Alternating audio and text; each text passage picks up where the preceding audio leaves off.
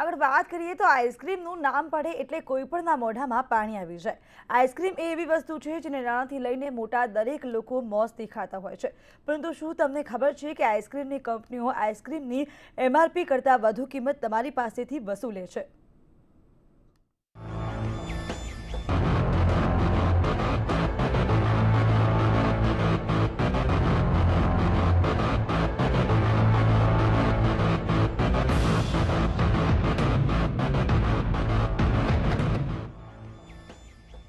Have more, have no મોર। દેશમાં સૌથી વધુ આઈસ્ક્રીમ ખવાય છે ગુજરાતમાં। 200 કરોડનો આઈસ્ક્રીમ ખવાય છે ફક્ત અમદાવાદમાં। મોટી બ્રાન્ડ હેઠળ ગ્રાહકો સાથે થાય છે ઠગાઈ। મોટી બ્રાન્ડના લેબલ હેઠળ થાય છે લૂંટ। ₹30ના કોર્નના વસૂલાય છે ₹35। ભારત દેશમાં ખવાતા કુલ આઈસ્ક્રીમનો 1/3 હિસ્સો તો ગુજરાતનો છે, જ્યારે માત્ર અમદાવાદીઓ જ 200 કરોડ રૂપિયાનું આઈસ્ક્રીમ ઝાપટી જાય છે। પરંતુ શું તમને ખબર છે, મોટી બ્રાન્ડ હેઠળ વેચાતા આઈસ્ક્રીમ તેના પાર્લર ઉપરથી જ મૂળ કિંમત કરતાં વધુ પૈસા લઈને ગ્રાહકોને લૂંટી રહ્યા છે। ઘટના એવી થઈ એ દિવસે કે જે આઈસ્ક્રીમ મંગાવ્યો હતો એની પર પ્રિન્ટેડ પ્રાઇસ ₹30 હતી। હવે સમય એની સાથે સાથે જ્યારે અમે બિલ જોયું ત્યારે એમાં ખબર પડી કે ₹35 પ્રિન્ટેડ હતા। તો હવે જોવાનું એ હતું કે કોનની ઉપર જે પ્રિન્ટ હતી એ ₹30 હતી અને બિલમાં હતા ₹35। હવે આના માટે જવાબદાર કોને ગણવા? માત્ર હેવમોરને ગણવા કે પછી એની જોડે સંલગ્ન કેટલાક સરકારી ખાતાઓ છે એને ગણવા? અમદાવાદમાં મોટી બ્રાન્ડના નેજા હેઠળ વેચાય છે આઈસ્ક્રીમ।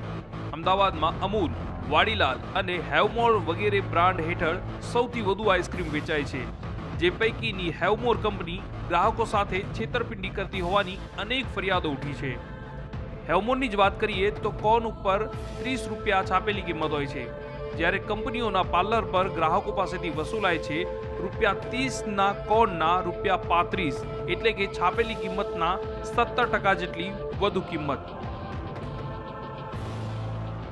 અને આ ક્વોન્ટિટીમાં અમે જે બિલ જોયું તો બિલ ઉપર ₹5 આ લોકો એક્સ્ટ્રા લીધા હતા। એટલે ક્યાંક ને ક્યાંક હેવમોરની છેતરપિંડી સામે આવી રહી છે અને આમની અંદર તોલ માપના જે અધિકારી છે તેમની કોઈ પણ પગલાં લઈ શકતા નથી। અને હેવમોરની ધારો કે એક રેસ્ટોરન્ટ ઉપરથી અમે ₹5 આ લોકો એક્સ્ટ્રા લીધા, તો અમદાવાદમાં ઘણા બધા આ લોકોના સ્ટોર આવેલા, તો ક્યાંક ને ક્યાંક હેવમોરે આની અંદર લાખો રૂપિયા ભેગા કરી શક્યા તેવું પણ લાગી રહ્યું છે।